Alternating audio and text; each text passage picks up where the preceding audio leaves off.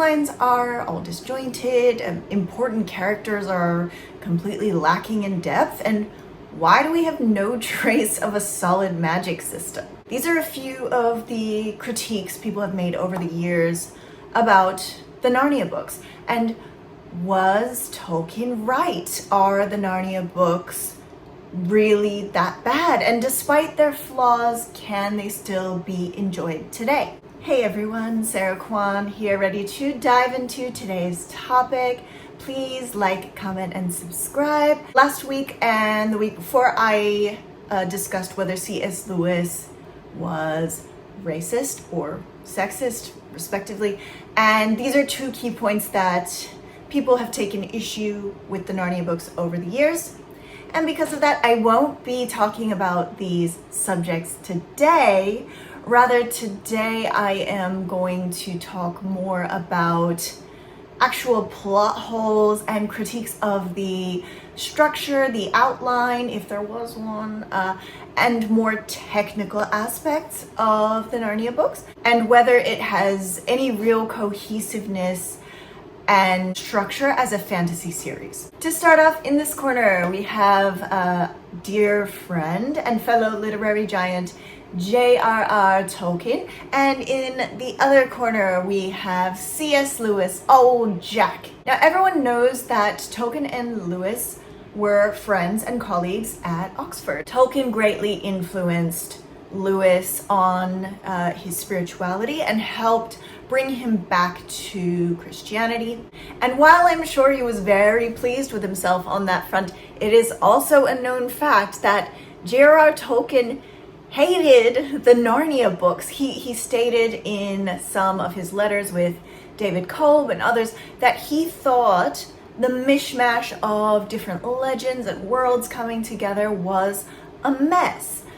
How can you blend the real world with this fantastical world, this fictionary imagination land? He just didn't like that. He hated the fauns living alongside Father Christmas. To him, it was all just unthinkable. He also felt that the allegory or the supposition was far too heavy-handed.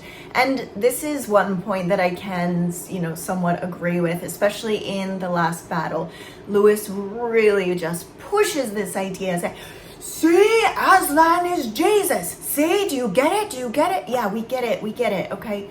And you could argue that this heavy-handedness can take away from the pleasure of reading and coming to these conclusions yourself. But we should remember that these books were written with the audience of children in mind. So, just bear that in mind. And there was also just the difference in their writing habits. As we know, Tolkien was a world builder. He dedicated his life to crafting the lore, the history, and the languages of Middle-earth, and he had so many references and notes. He was constantly cross-checking, making sure everything made sense. Lewis, however, was more of a jazz player. He was just, bebopping and skedaly-doot-datting in his writing habits and his technique, and Tolkien thought that was messy. It could be, however, that, maybe Tolkien was a little bit jealous because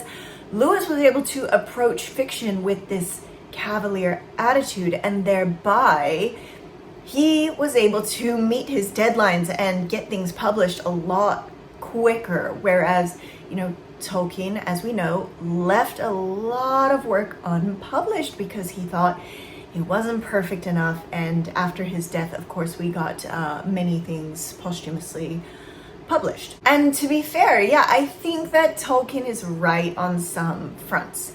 The Narnia books are not perfect. They're just not perfect writing. One of the biggest critiques people have is that the time parallels don't make sense, and he didn't craft a solid system to allow these two timelines to exist side by side.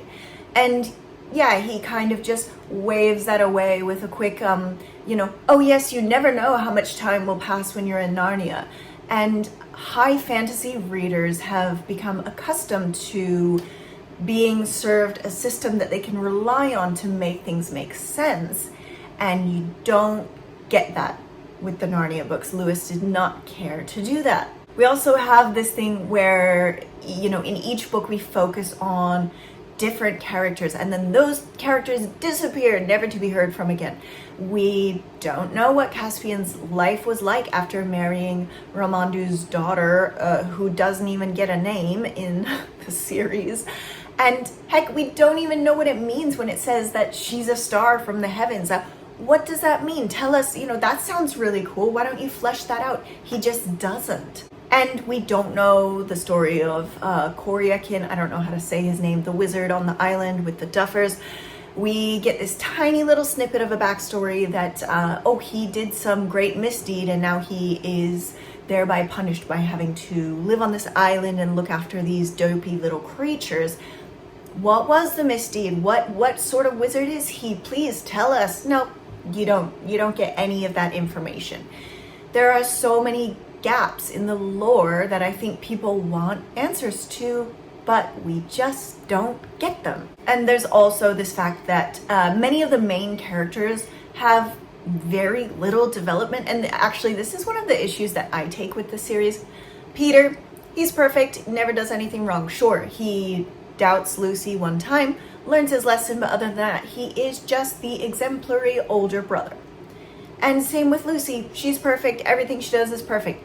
The one moment of folly that she has is when she is suddenly overcome with vanity during the voyage of the Dawn Treader. And as I mentioned in my previous video, this moment just felt so shoehorned in. Not once did she have an issue with vanity. Not once did we hear that, oh yes, Lucy is so vain, she's always looking at herself in the mirror. It just suddenly, she is haunted and overtaken by vanity. And once again, this is not perfectly crafted character development. On the other hand, we obviously get some great character development in both Edmund and Eustace. But I think that, especially in the case of Eustace, it's not complex enough. He was a downright little turd in the first half of the Dawn Treader, and then once he's saved, all of a sudden, never struggles again. He's so perfect once again. He might have like one moment where he says something slightly sarcastic. I just don't think that's realistic. I think he would have some lingering issues and it would be more interesting if he was still sort of struggling with his former self.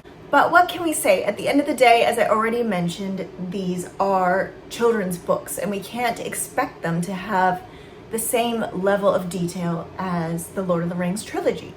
And furthermore, a great expansive world with deep lore and legend was not what C.S. Lewis set out to create. Rather, he really wanted to explore this supposition, as he called it, what if Christ existed in a mythical world and what would that be like? That was his intention. That's how he wrote these books, and that is what we get. Now, while we're at it, I just want to ask, I think it's interesting how we can't help but compare these two series and these two authors. They sort of get pitted against each other. It's like, are you a Lord of the Rings fan or are you a Narnia fan? And sure, I see why we do it. The authors knew each other. They came out around the same time. They brainstormed together.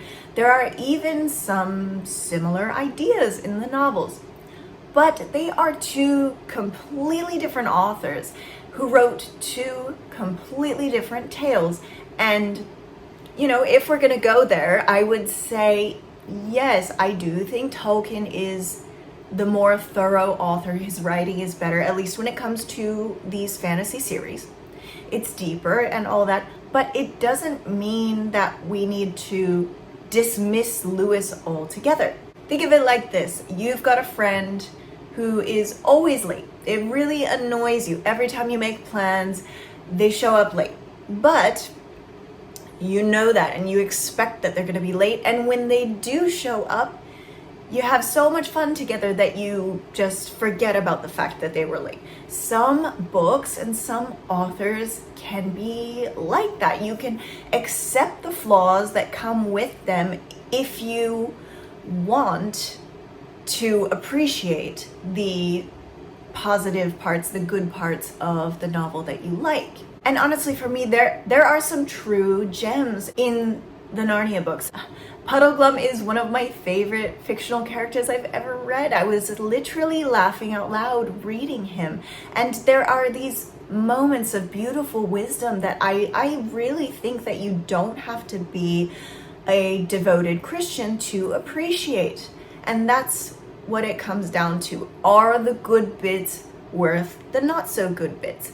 Just like your friend who's always late, do they bring something to the table that makes their tardiness worth it? And that is something that is a personal yardstick. You have to decide for yourself if that is the case for you. But to me, I think that they're wonderful books. They tell an iconic story, and the beautiful bits are worth the weaknesses in the books, in my opinion. In the same way that the previous imaginary friend I mentioned is always late, but you love them anyway, that's kind of where I'm at with the Narnia books. So what do you think? Are the Narnia books actually good? Are they good writing? Do you think that they are not good writing? Are they overrated? Was Tolkien right? Are the Narnia books just a waste of Lewis's talent? Let me know in the comments. Please like, comment, subscribe. Check out my links, buy me a coffee, all that good stuff, and I'll see you on the next one. Bye!